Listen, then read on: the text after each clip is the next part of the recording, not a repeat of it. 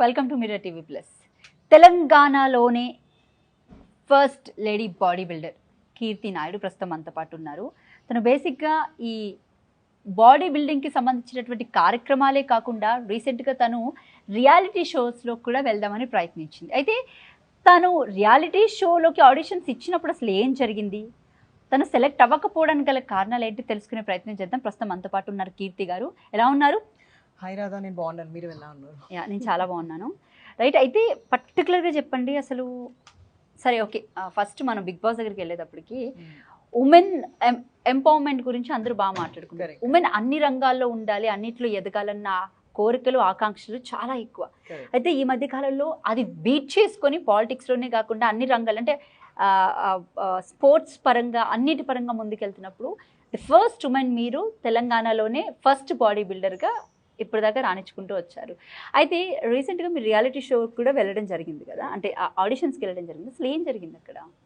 So actually ఏమైందని అంటే, మన కామన్ మ్యాన్ కంటెస్టెంట్స్ అని చెప్పేసి కామన్ పీపుల్ వాళ్ళకి కూడా ఛాన్స్ ఇవ్వాలి అని చెప్పేసి మన కొత్త సీజన్ తెలుగు బిగ్ బాస్ 9 అనే కాన్సెప్ట్ తీసుకొచ్చారు కదా ప్రస్తుతము.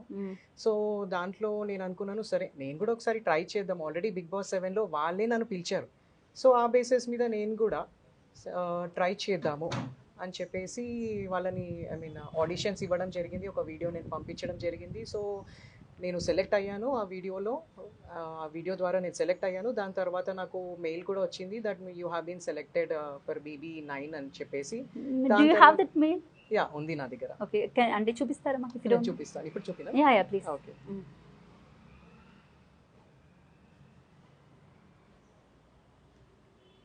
See, అంటే when we are talking, we have to show some evidence, right? Correct. Yeah. So ఇలా రావడం జరిగింది. Dear Kirti, we are pleased to inform you that you have been selected for the next round of Big Boss audition. We request to make yourself available at the below address on 3rd August 10 AM for a group discussion. Please carry your original Aadhaar card and passport size photograph with you. Right, so big boss 9 ఆడిషన్స్కి వెళ్ళినప్పుడు తనకు వచ్చినటువంటి, అంటే తను select అయినటువంటి mail ఏదైతే తనకు వచ్చిందో, సో దానికి సంబంధించినటువంటి మెయిల్ ఇది ఒకసారి జూమ్ చేసుకో.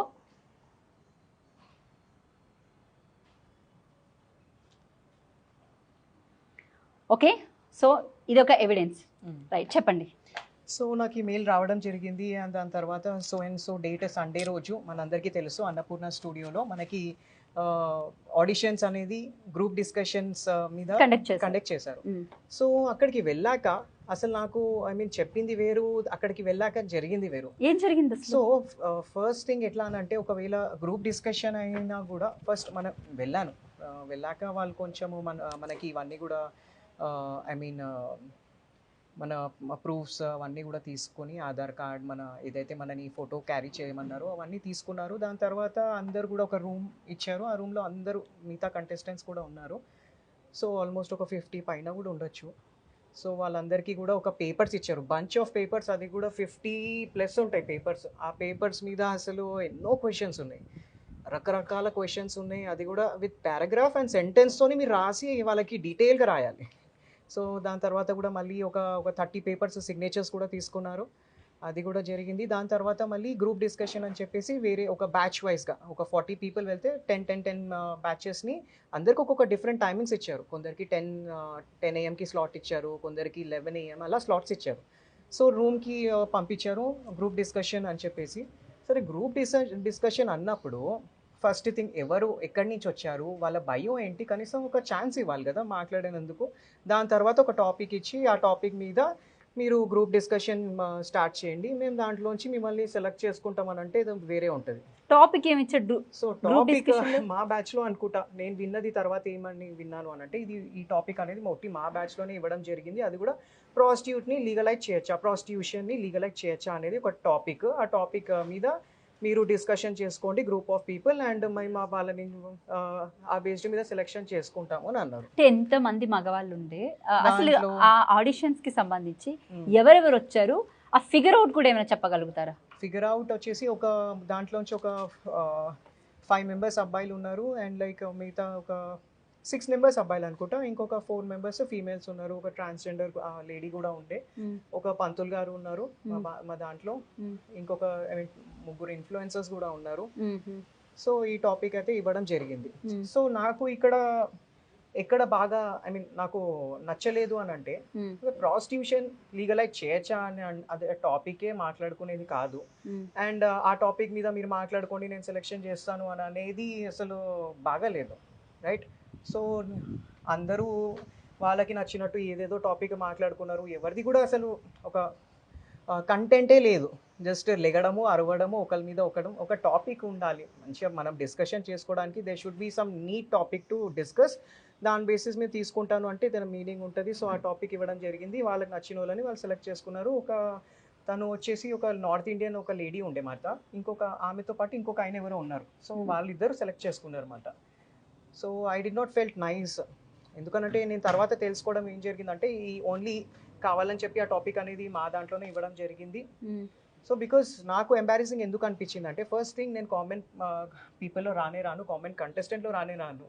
అక్కడ ఉన్న మరి వాళ్ళు ఎందుకు కూడా మీరు నాతో కామన్ పాటు- మ్యాన్ ఆడిషన్స్ కి మీరు ఎందుకు వెళ్ళారు అట్లాంటప్పుడు? ఎందుకనంటే వాళ్ళు ఒక అందరికీ కూడా పంపించారు కదా ఇట్లా కామెంట్ పీపుల్ కూడా డైరెక్ట్గా మనము అప్రోచ్ అవుదాము అని అంటే అలా తీసుకోరు, రైట్? ఎందుకనంటే సెలబ్రిటీస్ అనేది వాళ్ళని ఒకలాగా చూస్తారు అండ్ మనల్ని ఇంకోలాగా చూస్తారు. సరే మనం కూడా ఇలా ఒకసారి ట్రై చేద్దాము.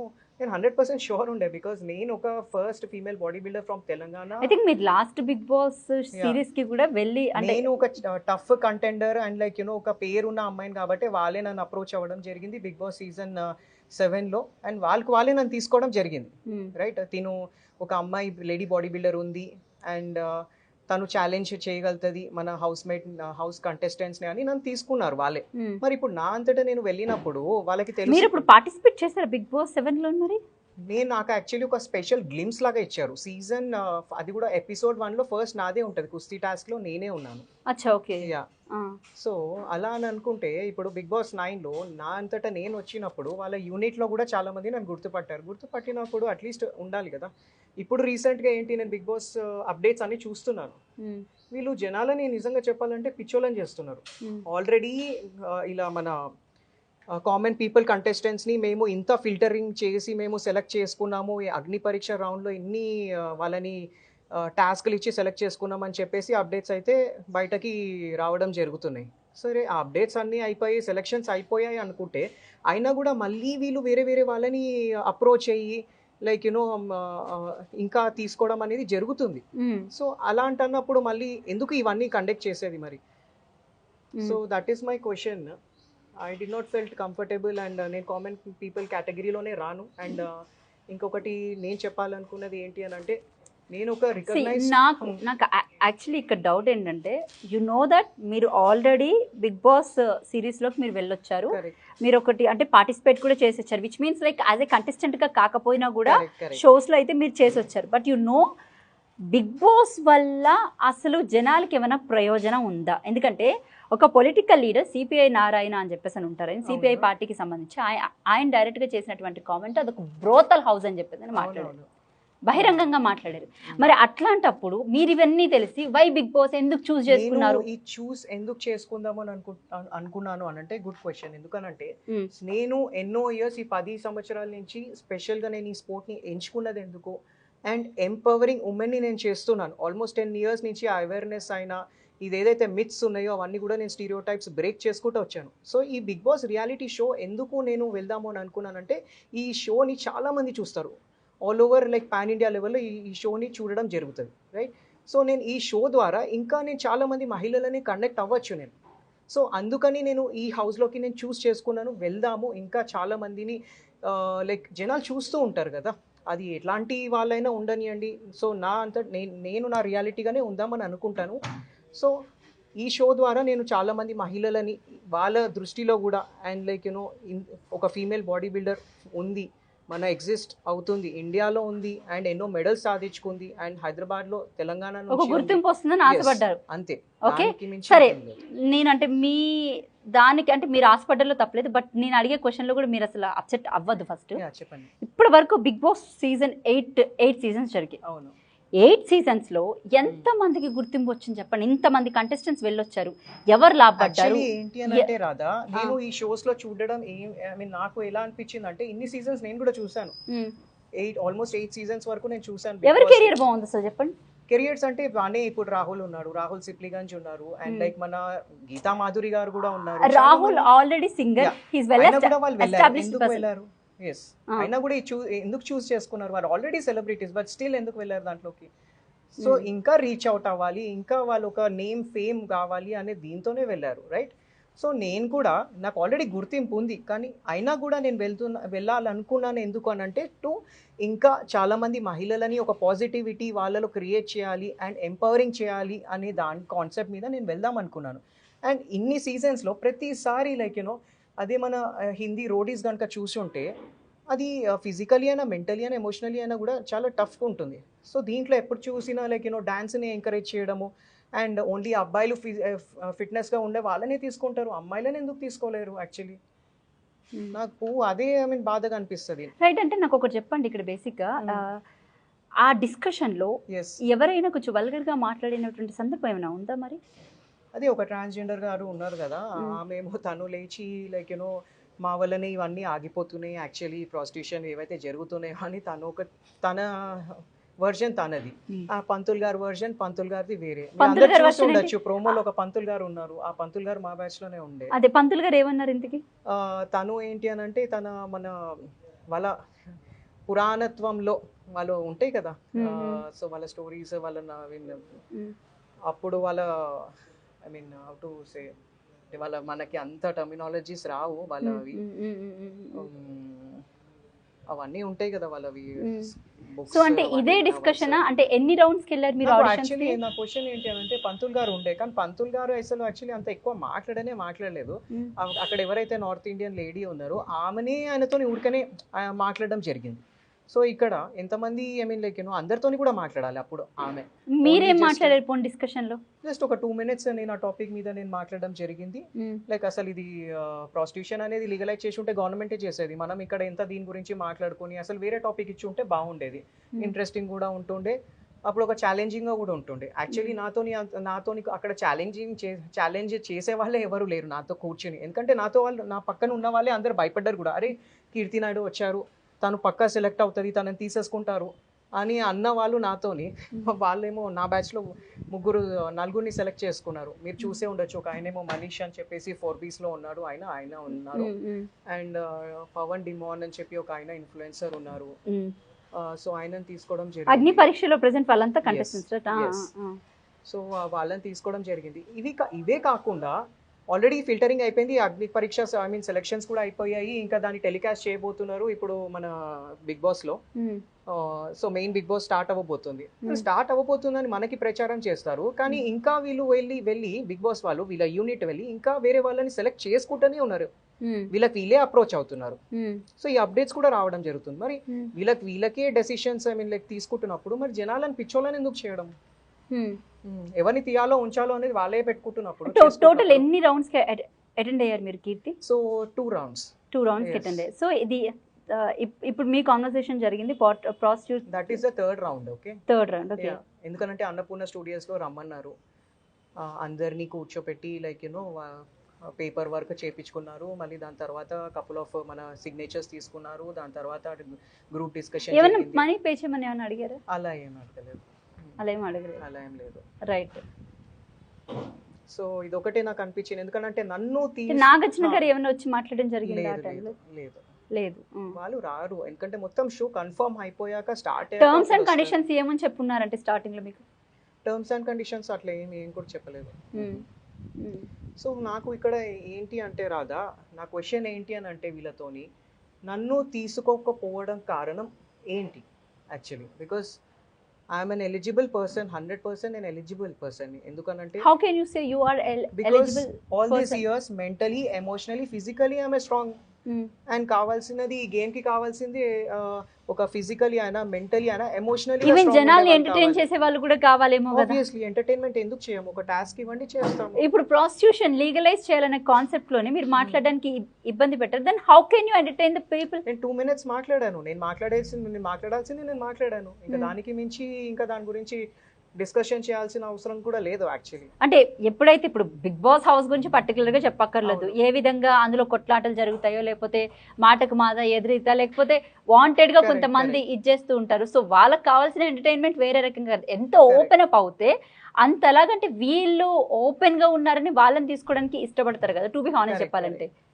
ఇది ఈ బిగ్ బాస్ షో అనేది యాక్చువల్లీ ఒక రియాలిటీ షోనే డెఫినెట్లీ. అండ్ అగైన్ ఇది స్క్రిప్టెడ్ ఉంటుంది డెఫినెట్లీ, బికాస్ ఎవరిని తీయాలో ఎవరిని ఉంచాలో అనేది వాళ్ళ చేతిలోనే ఉండొచ్చు. కానీ నేను మీకు చెప్పినట్టు ఎవరు ఏది చేసినా కూడా నాకు ఒక ఉంది నా మైండ్లో. ఎందుకనంటే నేను నా షోలోకి వెళ్దాం అనుకుంటున్నాను, అండ్ ఏం చేద్దాం అనుకుంటున్నాను, ఏం ప్రొజెక్షన్ చేద్దాం అనుకుంటున్నాను, ఐ నో ఇట్. సో దానికోసం నేను ఒక ఛాన్స్ నేను రీచ్ అవుట్ అవుదాము పబ్లిక్ని, ఇంకా అందరినీ కలుద్దాము అని అనుకున్నాను.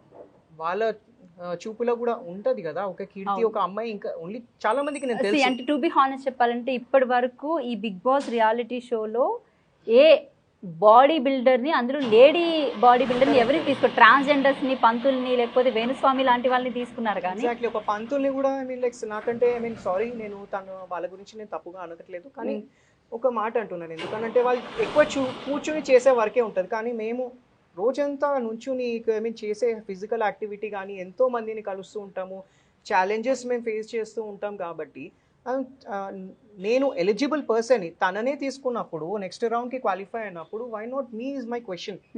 సో వాళ్ళ ప్రొఫైలే సరిగా చూడలేదు అంటాను, వాళ్ళ ప్రొఫైల్ ని సరిగా చూడలేదు. అసలు మీకు రెస్పాండ్ ఏ విధంగా అయ్యారు? అంటే ఫస్ట్ మీరు మెయిల్ వచ్చింది, ఓకే, మీరు అది చూపించారు ప్రూఫ్, అండ్ రిజెక్ట్ అయిన విషయం కూడా ఏ విధంగా మీకు చెప్పారు? ఓకే, అంటే ఎలా పంపించారు వాళ్ళు మెయిల్? సేమ్ ఇందాక మీరు చూసినట్టు, that sorry to inform you that you have not been selected for the BB9 అని వచ్చింది. అట్లీస్ట్ మీరు అంటే మెయిల్ చేశారా మళ్ళీ వాళ్ళకి? అంటే నేను చెప్పాను, thank you for informing me. Not like that. What is the reason? No, why don't you ask that? Because ఇప్పుడు నార్మల్గా మీరు ఇంకా వాళ్ళ చేతిలోనే ఉంటుంది, మీరు క్వశ్చన్ చేసినా they will not respond you back. So వాళ్ళకి కావాలన్నప్పుడు వాళ్ళే అప్రోచ్ అవుతారు డెఫినెట్లీ. ఈ సినిమా ఇండస్ట్రీ నాకు తెలిసిన ప్రకారం అయితే వాళ్ళకి కావాలన్నప్పుడు వాళ్ళే అప్రోచ్ అవుతారు. So this is like that field. Yeah, okay, right. అంటే ఫర్దర్గా ఈ బిగ్ బాస్ షో గురించి కానీ, లేకపోతే సెలెక్షన్ అవ్వడం గురించి కానీ మీరు ఏం చెప్తారంటే, ఫర్ ఎగ్జాంపుల్ ఇప్పుడు మీరు నాకు జస్ట్ జనాలని పిచ్చోళ్ళని చేస్తున్నారు అంతే 100%. ఒకవేళ మళ్ళీ మీకు అంటే అదే బిగ్ బాస్ షో నుంచి వైల్డ్ కార్డ్ ఎంట్రీ వస్తే? ఎందుకనంటే ఫ్రాంక్లీ స్పీకింగ్ ఎన్నో ఇయర్స్ నుంచి నేను ఒక ఎంటర్టైన్మెంట్ పర్సన్. నాకు ఎంటర్టైన్మెంట్ అంటే చాలా ఇష్టం, మూవీస్ చాలా వాచ్ చేస్తూ ఉంటాను. బికాస్ నా బిజీ స్కెడ్యూల్లో నన్ను నేను ఎక్కువ రిలీవ్ చేసుకుందాము అని అంటే నేను ఎక్కువ మూవీస్ చూస్తూ ఉంటాను. I like all entertainment shows అంటే చాలా ఇష్టం నాకు. సో ఆ బేసిస్ మీద ఓకే, ఒక ఆపర్చునిటీ అనేది BB7 నుంచి నాకే వచ్చినప్పుడు ఐ వాజ్ లైక్ షాక్. అరే వీళ్ళకి నేను తెలుసా అని నేను షాక్ అయ్యాను. నన్ను వాళ్ళే అప్రోచ్ అయినారు. సో ఇటువంటి ఫీల్డే వద్దు అని నా ఫీల్డ్లో నేను ఉన్నప్పుడు నాకంటూ తీసుకురావడం ఎందుకు? మళ్ళీ 2 years తర్వాత 7 seasons 9 ఇప్పుడు 9 seasons 1 year తర్వాత నేనే వెళ్ళినప్పుడు వాళ్ళ ప్రొఫైల్ కూడా సరిగా చూడలేదు. అక్కడ ఉన్న యూనిట్ వాళ్ళు కూడా నన్ను గుర్తుపడతారు. సో హాయ్ హలో చెప్పడం కూడా జరిగినప్పుడు, అండ్ వై నన్ను ఎందుకు తీసుకోలేదు అంటే 7లో ఈ అమ్మాయి ఆల్రెడీ వచ్చినందుకు నన్ను 9లో తీసుకోలేదు అని నేను అనుకోవాలా? ఆబ్వియస్లీ 7 వెళ్ళినప్పుడు అంటే ఏమైనా పే చేశారా మీకు? రెమ్యూనరేషన్ అంటే చేశారు, కానీ వాళ్ళు చెప్పింది ఒక టైమింగ్, అండ్ అసలు ఏం జరిగింది ఆ టైంలో? Can you please tell me? So season 7లో ఏమైందనంటే వాళ్ళు ఒక మార్నింగ్ 10 o'clockకి వచ్చేయమని చెప్పారు.